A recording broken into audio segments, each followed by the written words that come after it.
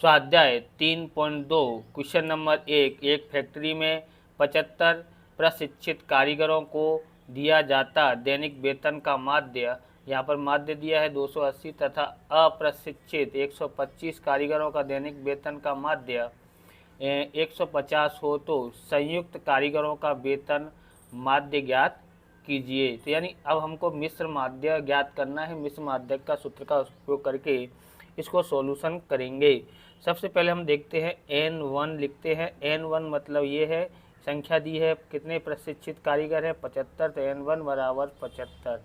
Okay, और यहाँ माध्य दिया है तो x बार 1 बराबर कितना दिया है इनका, तो वेतन माध्य दिया 280, तो ये हमारा यहाँ पर 280। ओके, उसके बाद यहाँ पर देखते हैं 125 कारीगरों का दैनिक वेतन, तो यानी कि N2 बराबर कितना दिया है 125 दिया है, और उनका माध्य दिया जिसको x बार 2 से दर्शाएंगे, कितना दिया है 150 दिया हुआ है। अब इसका हम लोग मिश्र माध्य ज्ञात करेंगे। आप इस प्रकार के वीडियो देखना चाहते हैं तो डिस्क्रिप्शन में आपको अकाउंट और स्टेट दोनों के अलग अलग चैप्टरों की वीडियो की प्लेलिस्ट की लिंक मिल जाएगी, वहां से आप देख सकते हैं।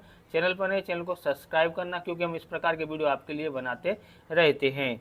चलिए मिश्र माध्य का सूत्र लगाते हैं। तो यहाँ पर लिख देते हैं मिश्र माध्य। मिश्र माध्य का सूत्र क्या है, x बार c बराबर, ओके, क्या होता है N1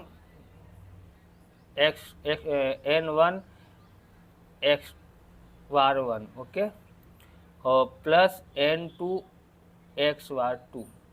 यहाँ गुणा का भी निशान लगा सकते हैं, तो हम लोग इस तरह से भी गुणा का निशान लगाया जा सकता है। यहाँ N1 प्लस N2 इस तरह से आता है, बराबर, तो 75 गुणा N1 कितना है 75 और x बार 1 कितना है 280 है, ओके, प्लस N2 कितना है 125 है, और गुणा या कोष्टक में लिख दो, कितना लिख देते हैं 150। x2 बार कितना है, तो x बार 2 कितना है 150 है, ओके, तो हमने लिख दिया है बट्टे में। N1 कितना है, N1 है 75 और N2 कितना है 125, ओके। अब बराबर, तो इन दोनों का गुणा करना है, तो मैं गुणा कर लेता हूँ दोनों का, फिर बताता हूँ। तो इनका हमने गुणा कर लिया है, कितना आया है 2100 आया है, 21,000 आया है, और इसका आया है 18,750। और इन दोनों को जोड़ते हैं तो ये कितना हो जाता है 200। हम इन दोनों को जोड़ते हैं तो हमारे पास आता है, देख लेता हूँ,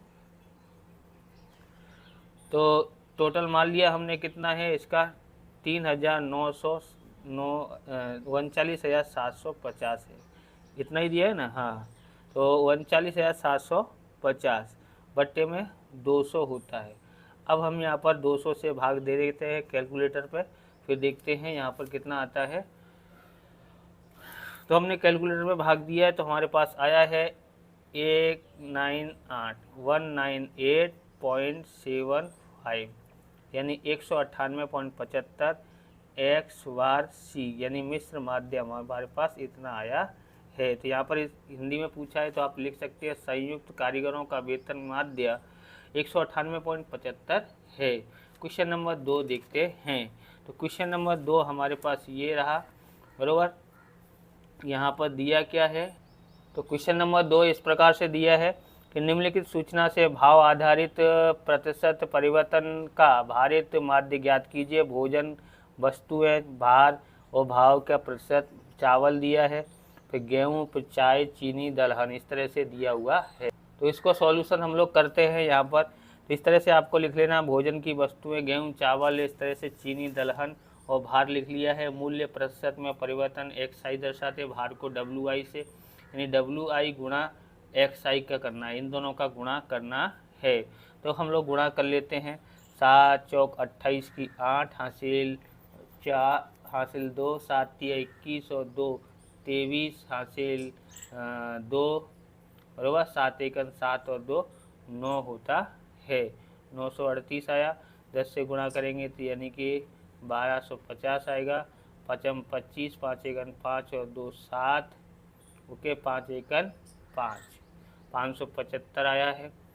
8 सत्ते 56 की 6 हासिल 5, 8 72 और 5 77 होता है।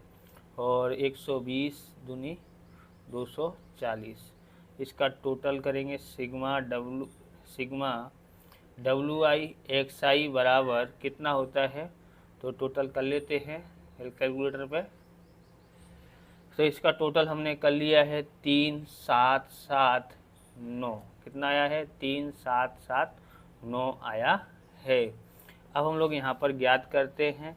हमारे पास सूत्र क्या है, ये है हमारा मिश्र माध्य ज्ञात किया। अब ये हमारा भारित माध्य है।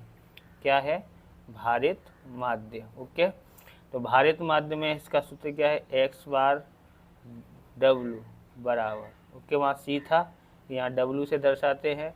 तो सिग्मा डब्लू आई एक्स आई बट्टे में सिग्मा डब्लू आई बराबर 3779 बट्टे में 30।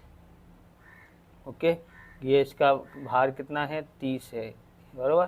तो यहाँ पर क्या लिखते हैं, सिग्मा डब्लू आई बराबर 30 होता है। ओके, यहाँ लिखना हो तो कुल। अब यहाँ पर इससे भाग दे लेते हैं, उसमें कितना आता है, तो इससे भाग दिया तो 118.09 इसका आंसर आता है। अगला देखते हैं क्वेश्चन नंबर 3। तो क्वेश्चन नंबर 3 दिया है, एक ऑफिस में दो ऑफिसर 10 क्लार्क और 3 चपरासी पिकनिक जाने हेतु चंदा देते हैं। प्रत्येक व्यक्ति के चंदा का कोष्टक निम्नलिखित है। तो ये कोष्टक दिया गया है, ऑफिसर रुपया 1000, क्लार्क 500 देता है, चपरासी 200 देता है। उस पर से भारित माध्य के उपयोग से प्रति व्यक्ति चंदे का माध्य ज्ञात कीजिए, यानी चंदे का माध्य ज्ञात करना है। तो कैसे ज्ञात कर सकते हैं, देखेंगे। यहाँ पर सबसे पहले भार लिखा जाता है। तो यहाँ पे ऑफिसर देखो दिए ना 2, तो ये 2 हो गया। क्लार्क 10 दिए हैं तो 10 भार हो गया इसका। 3 चपरासी है तो ये इनका टोटल करते हैं डब्लू सिग्मा डब्लू आई, तो 15 होता है बराबर। इसको 15 लिख देते हैं। उसके बाद हम लोग क्या करेंगे उसके बाद हमारा ये एक्स आई है, जिसका हम लोग यहाँ से लिखते हैं।